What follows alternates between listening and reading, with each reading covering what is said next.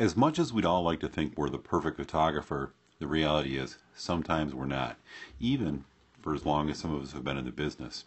Well, here's an example of a wedding that I photographed recently. And when I photograph, I actually shoot a JPEG and a RAW file both at the same time and import those JPEGs right into my ProSelect file. Well, if we get down here a little bit further, you're going to see what I've got is I've got a series of outdoor images here. And you can see the first series. It looks like we missed and had the white balance set wrong. You can see where I got it changed here and corrected it. But actually looks like we had a tungsten white balance on the images. Well, I want to be able to easily correct that. Well, so many of us are using Lightroom now, and Lightroom 4 has got so many cool features in it. I haven't always been a real fan of Lightroom because it didn't integrate real well to work with ProSelect and going back and forth. But now with the integration between the two products, it's really cool. Well, what I've got is I've got my images here in Lightroom. And I have it, and I'm actually accessing my RAW files. I have my images set here, and they're stacked here in Lightroom. Well, one of the things that I need to do is that I need to take and I want to create a preset in Lightroom for an export preset. So what I'm going to do is I'm going to go to my file, and I'm going to go to my export routine here. And what I've done is I've actually created a export JPEG for ProSelect. And so what it is, some of the settings I've got in here is I'm exporting my hard drive, and I want it to go to the same folder as my original photo. I want it to overwrite without asking. I'm telling it I don't want any renaming. I want to just leave the naming exactly the same. I want a JPEG. I'm going to work in my sRGB format. That's where I'm shooting in. And I'm ready to go. And what I did is I just set everything up here, and I can add that as a preset, save it, and then it's ready to go. Well, now I'm back into Lightroom here, and I want to go ahead and make some adjustments. So I'm going to go to my Develop module, click on my Develop module, and I've got the first image in my series selected here. Well, what I want to do is I want to go ahead and I want to adjust that white balance.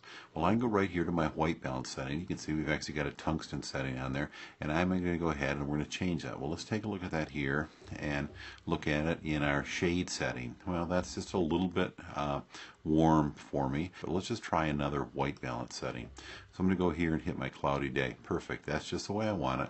I was shooting in the shade, but I actually used a flash on here to just punch a little bit of light in there. So now that I've got my first one selected, if I need to do any other adjustments with exposure or highlights or shadows, I could of course do that, but I don't need it. Everything's just the way I want it. So now I'm going to select the whole series of images here that had the incorrect white balance. I'm going to just hold my Shift key. That'll select that whole series for me. And now you can see I have my Sync button, my Synchronize button available in Lightroom. So we're going to go ahead and click Sync.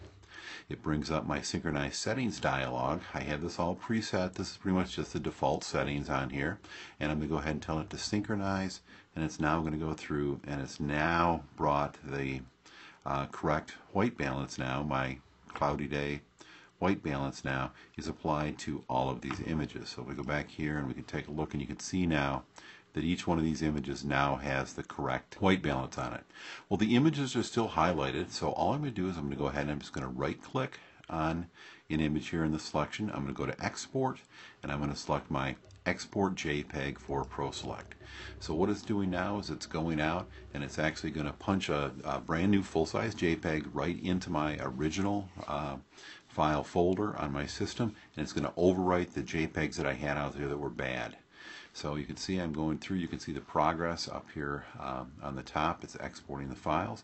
All right, everything's completed. At this point, I'm going to go back into ProSelect. Now we're going to go ahead, I'm going to select the whole series of images here. And all I'm going to do is a Control or Command U for update. And what it's doing is it's going out and it's looking for that new JPEG, and it's going to update each one of these files.